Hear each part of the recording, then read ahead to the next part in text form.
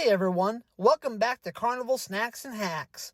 Today, I'm taking on one of the most deceptively simple carnival games out there, the bucket toss. You know, the one where you've got to land 2 out of 3 balls into a bucket. Sounds easy, right? Well, let's just say it's not. So I decided to bring the fun home and recreate the bucket toss myself to see if I could figure out the secret to actually winning it. I tried 3 different throwing methods and 3 different types of balls, and let me tell you, the results were pretty surprising. Alright, here's what I used. I didn't have the official carnival buckets, but I did find a tin bucket. And honestly, that turned out to make this even harder because those things are super bouncy inside. Carnival workers usually have a setup that's angled just right to make your ball either bounce out or skim right over the rim. So even though this is a home version, I wanted to see just how close I could get to the real thing. First up was what I call the softball under toss. You know, that smooth underhand throw you'd use if you were pitching in a slow-pitch softball game? I started with pickleballs, and right away, they were tough to control, but not terrible.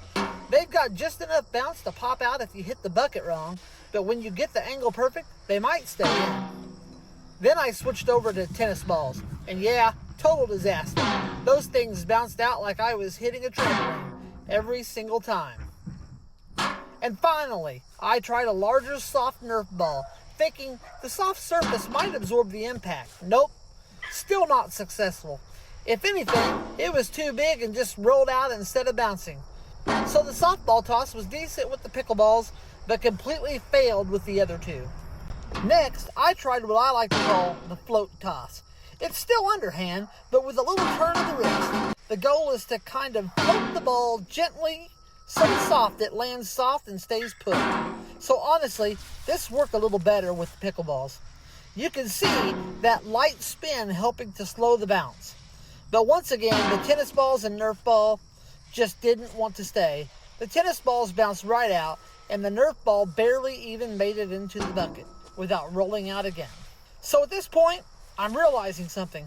Even with perfect aim, the type of ball and bucket you get at a carnival is going to be completely different everywhere you go. For the last method, I tried what I call the underhand wrist tossed with a side bend.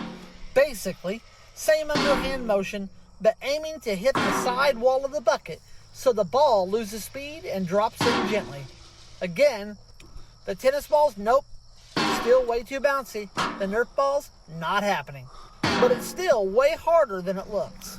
Here's what I learned from all this. Even though this game is technically winnable, there's a reason it's so hard at the fair. Every carnival sets their bucket angles, distances, ball types, and bucket types a little differently, all to make it tricky to judge. That 10 bucket sound, that's not just for show, it's your enemy. The more bounce the surface has, the harder it is to land the ball. So while it definitely is possible with the right combo, softball, gentle toss, perfect spin, there's no universal trick that works everywhere. At the end of the day, unless you've practiced this game like a pro or happen to get lucky with the setup, you're probably better off just asking yourself, how much would that prize actually cost me? You might as well just ask the attendant how much it would cost you to buy it. Because let's be real, that $15 stuffed animal might end up costing you $100 in tosses, and you may still not win the prize. So that's it for today's experiment.